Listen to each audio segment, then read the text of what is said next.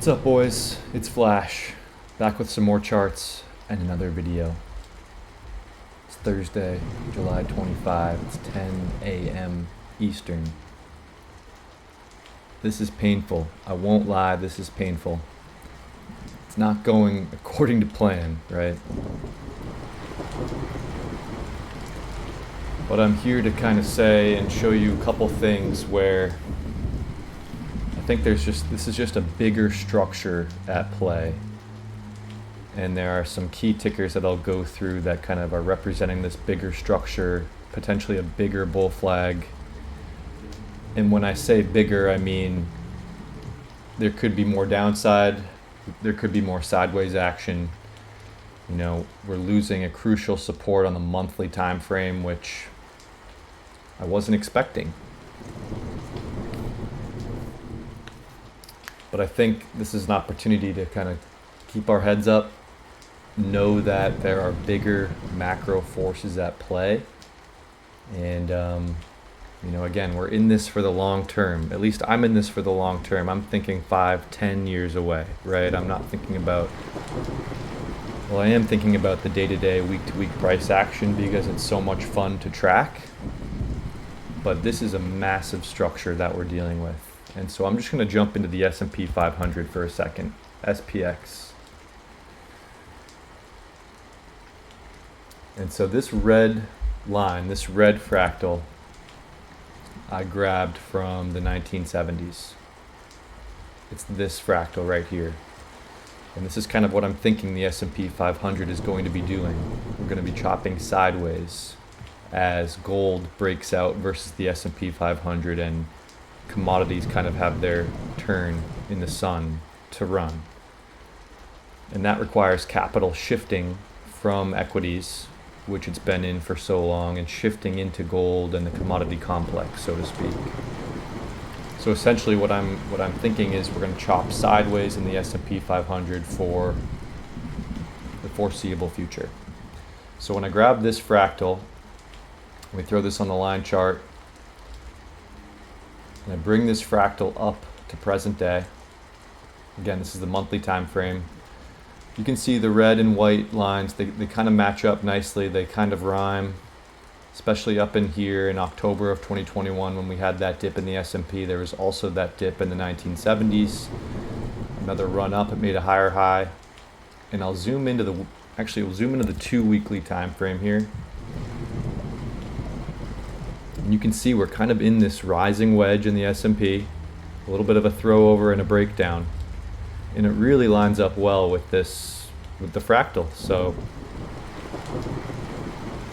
zooming in, enhancing onto the weekly, I think we could see beginnings of a down leg in the S&P.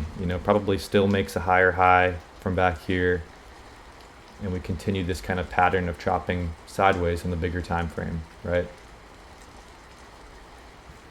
And so then we can look at URA measured in the S&P 500. Ugly chart right now. I mean, not terribly ugly. This bull is really just a guideline.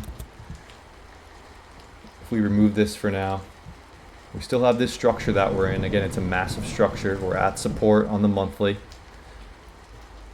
We're coming towards that tail end of this time cycle where we should start at least seeing some sort of bullish price action in URA. I know we don't see that right now,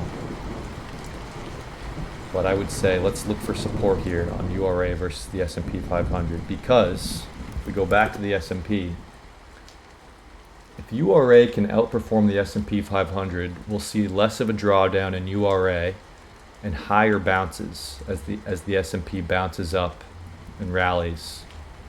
Less of a drawdown on the fall. And then after this potential slowdown is over in URA, maybe that's into later this year, sometime in 2025 or 2026. Once the S&P bounces and we maybe potentially are outperforming the S&P 500, we should see URA really perform quite nicely because it's outperforming the S&P 500. And so as the S&P bounces up, you'll see URA really shine, I think. But it might take some time. We may see this drawdown in general equities. It may draw down the market. You know, we're seeing a little bit of weakness today in gold and silver. But again, when we zoom out on gold, it's still so bullish. And we have we have gold measured in the S&P. This still looks pretty bullish to me. We want to see this moving to the upside. So back to URA. Again, not a fun looking chart right now. I know it's painful. But let's look at CCJ. CCJ, I removed some of these lines. You know, back here in its previous bull run, we lost a lot of trend lines along the way. But again, this was a huge bull market. So I think it's safe to lose a couple trend lines and still be bullish. And if we zoom in on the weekly, we got this nice channel that we're in. We're just coming down and testing it. This is no different than it was in February or October. The market's just going to move in waves up and down, hopefully making higher highs and higher lows. And so I talk about this structure, this massive structure that I think we're kind of in. If we look at Boss Energy, we zoom out on Boss Energy.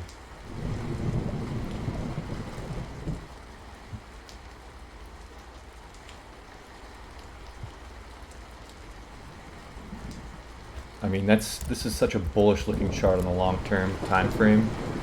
Like, we're coming into a massive buy zone, in my opinion, on Boss Energy. Again, if we have 5 or 10 years in mind. We look at ISO Energy. This is a massive structure. This is a massive bull flag right now, massive consolidation. So we're coming into some discount areas here on Boss Energy.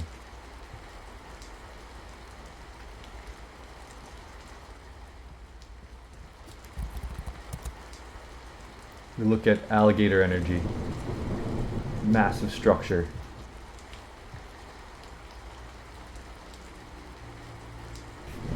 Massive structure, massive bull flag. But we could see an ABC. We could see one of these ABCs, for example, an Alligator, where we take out this low, shake everyone out, and then it could run to the upside. We look at Next Gen Energy.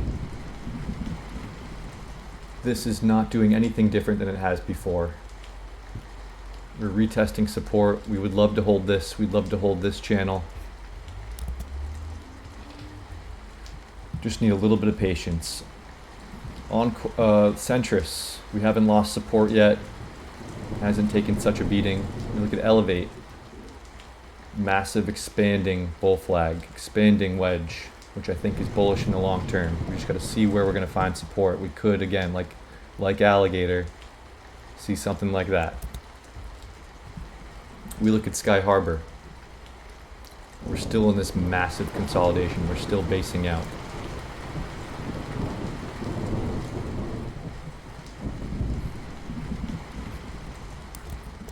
We look at Laramide. Laramede's kind of retesting this trend line. We want this to hold, but still basing. We're still building a ton of energy for the next leg up. And assuming gold is going to start outperforming the S&P 500 and attracting capital to this space, this is a buy opportunity, in my opinion, for Laramide. This is a buy opportunity for Mega. You know, we're on the weekly on Mega.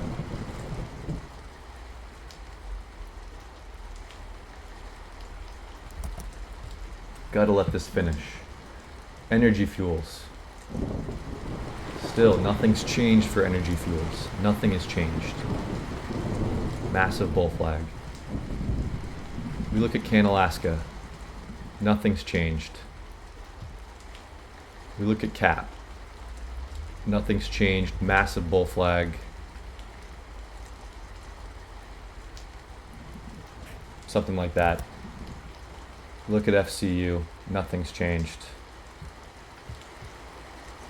We look at FMC, nothing's changed. So as painful as this is, we gotta respect the market.